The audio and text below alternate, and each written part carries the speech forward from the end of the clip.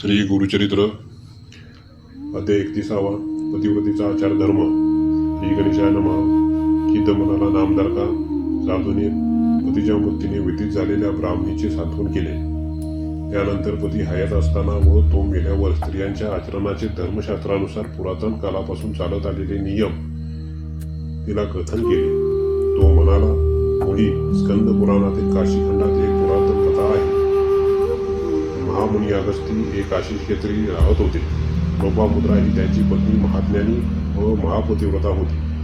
विंध्य पर्वत हा अगस्तींचा शिष्य. वेदा नारदांनी त्यांची भेट घेतली, त्याच्या देखण्या स्वरूपाची स्तुती केली. पण मेरू एवढी उंची नसल्यामुळे तिच्या अस्तित्वाचा प्रभाव पडत नाही असेही ते म्हणाले. ते ऐकून विंध्यांचलाला राग आला. त्याने आपली उंची इतकी वाढवली की सूर्याचा मार्ग काढला. दक्षिणेस अंधार पडला, त्यामुळे यज्ञकर्मे बंद पडली. सृष्टी सर्वत्र हाहाकार वाढला. इंद्रादी देवांनी व ऋषींनी ब्रह्मदेवाला भेटून संकटाबद्दल सांगितले. ब्रह्मदेव म्हणाला, अगस्तींना भेटा, त्यांना त्यांच्या शिष्याचा प्रताप सांगा, त्यांना दक्षिणेस जाण्याची विनंती करा. त्यांना पाहून विंध्य नमस्कार करील. तेव्हा अगस्तींना त्याला मी परत येईपर्यंत तू उठून उभा राहू नकोस असे सांगावे. याच उपायाने विंध्यांचलाची उंची रोखता येईल. ब्रह्मदेवांच्या सूचनेनुसार इंद्रादी देव, बृहस्पती व सर्व ऋषी अगस्त्यांना भेटण्यात गेले.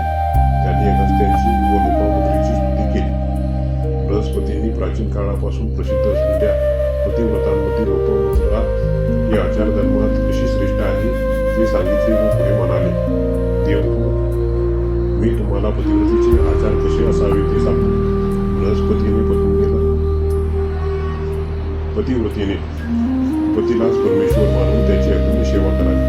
त्याची अवज्ञा करू नये. पतीला विचारल्याशिवाय दानधर्म करू नये.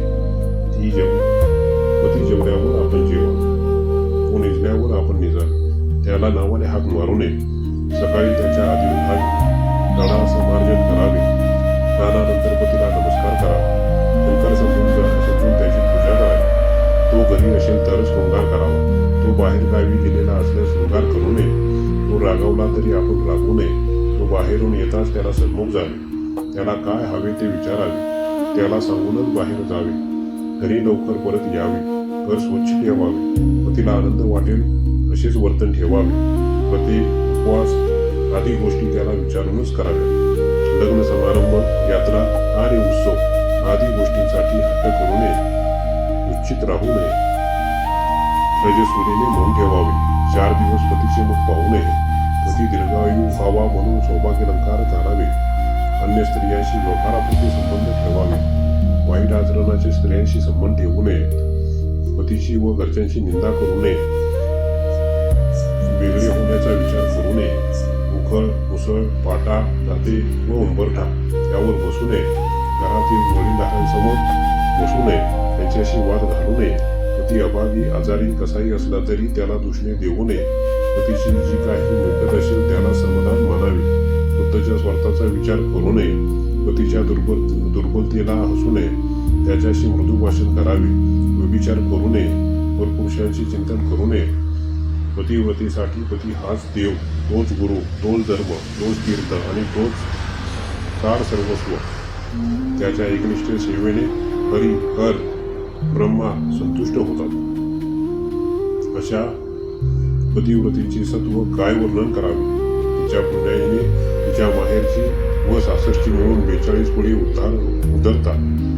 विधवा स्त्री पुत्रवती असेल तर तिचे दर्शन अपशकून मानू नये. एरवी विधवा स्त्रियांनी लोकांसमोर उभीच वावरू नये. पतीच्या निधनानंतर पत्नीने सहगमन करणे हा पतिव्रतेचा सर्वात मोठा धर्म. अशी स्त्री आपल्या पुण्याईने स्वर्गलोकी जाते. यमदूत तिच्या सन्मुख कधीच येत नाही. अशी पतिव्रता स्त्री लाभणे हे पुरुषांचे महाभाग्य. तो खरोखरच दैववान. त्याला 4 पुरुषार्थ प्राप्त होतात.